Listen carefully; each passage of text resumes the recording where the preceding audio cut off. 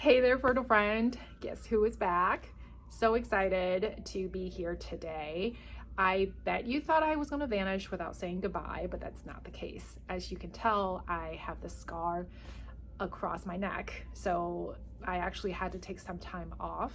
And I wish I had this really cool story to tell you. Like I was trying to save this cute puppy and I got hurt, but that's not what happened.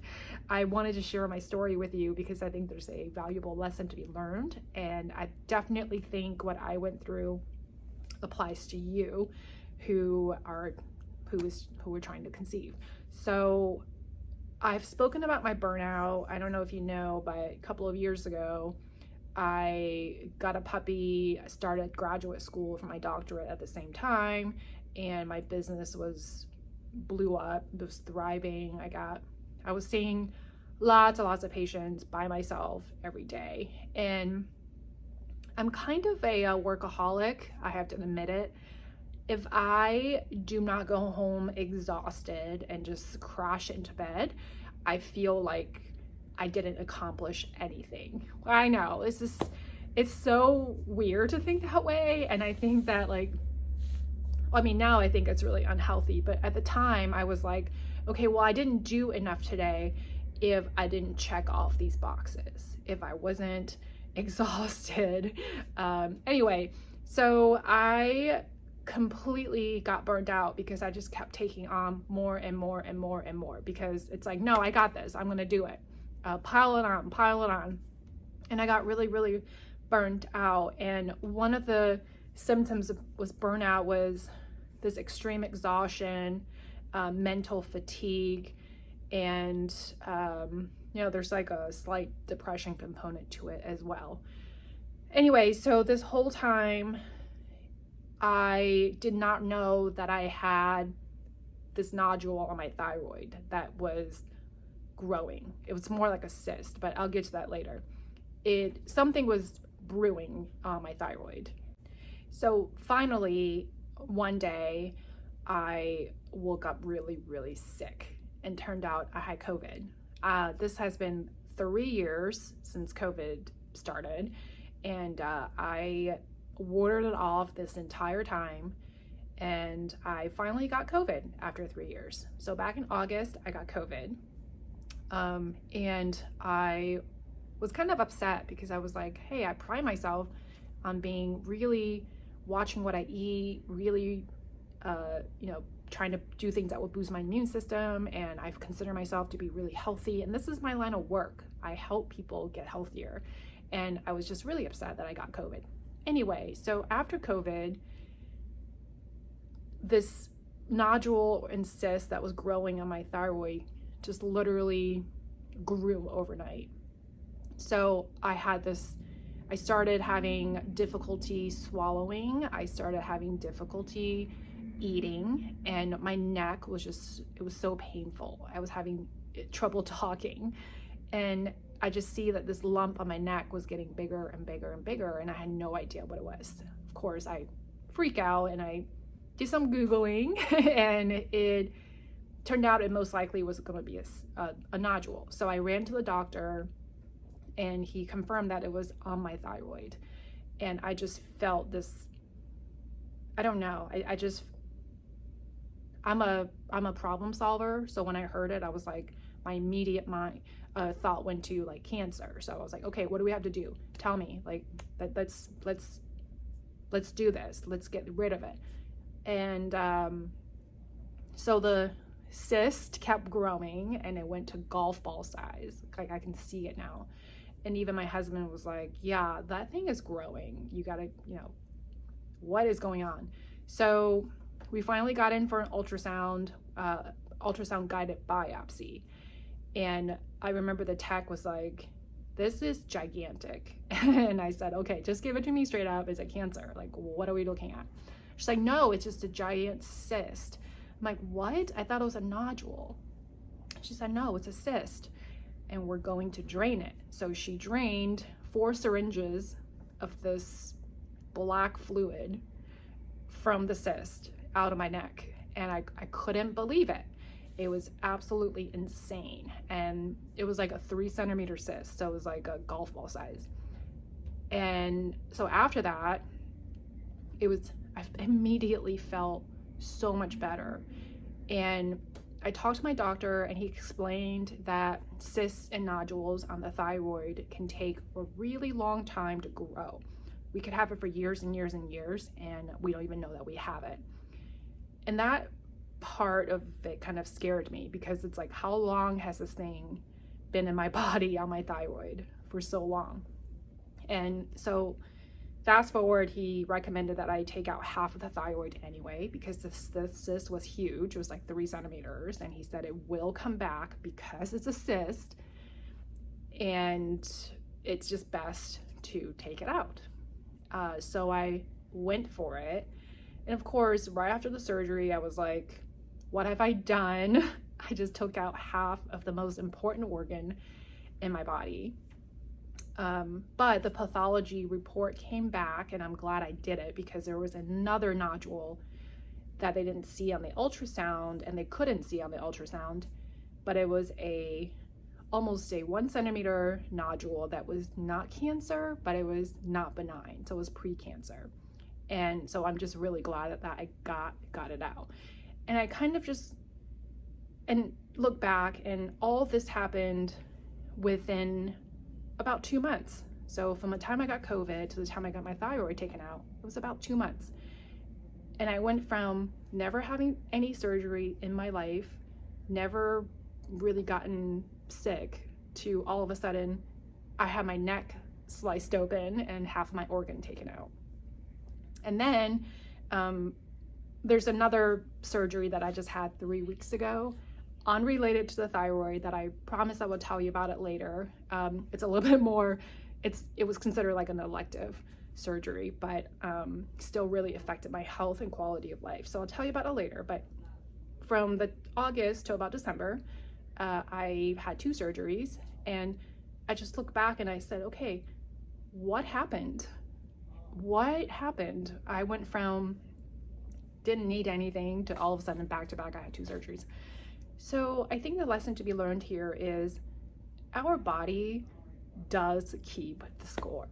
And I know there's a book by the same name, but it's so true, because we just take on and take on and take on, and we think that we are doing really well. But like for me, for example, it was all that adrenaline that was preventing me from getting sick. It was all that adrenaline that was making me feel like I can handle anything. But the entire time, it was really doing damage to my body. And I think a lot of you can relate to this, is that you're like, oh, I'm not really stressed. I handle stress really well, but you're not really handling it well, because it's your cortisol, your adrenaline, that's keeping you going and making you feel like it's all normal. So it's really, really important to know that at some point your body will just scream for help, and it can manifest in so many different ways. It can manifest as, for me, it was COVID and then a cyst on my thyroid. For you, it could be hormone imbalance, PCOS, endo, whatever it is. But the way to look at it is, on the surface, you're fine, right? Like you might have blood work came back completely normal, unexplained infertility, but underneath it, there's so many things that are happening, so many underlying imbalances that are preventing you from achieving your goals, such as getting pregnant. So what's on the surface does not reflect what's on the bottom. So my body has been just taken a beating for years and years and years, and the whole time I thought I was okay, but I was not. So that is, a really valuable lesson to be learned. And so I want to encourage you to kind of start thinking that, like, so many of my patients are frustrated. They're like, oh, I don't know why all my blood work's normal, I'm still not pregnant. Look underneath the surface. What is happening? There's so many nuances to each person's situation, but your hormones are balanced, but are you doing the things that are going to be conducive to keeping them balanced, to optimize them? Or is your lifestyle such a way that maybe this month is balanced, but next month it might start to go the other way.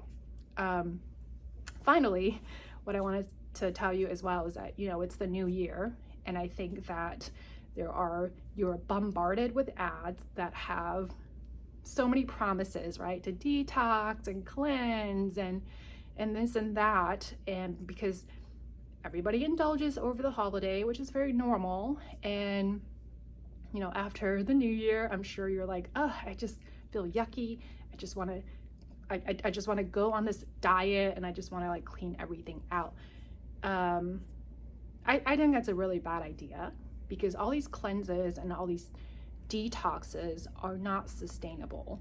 And speaking of burnout, I really feel like if you're trying to chase something that's not sustainable, I mean, there's a lot of extreme diets out there, right?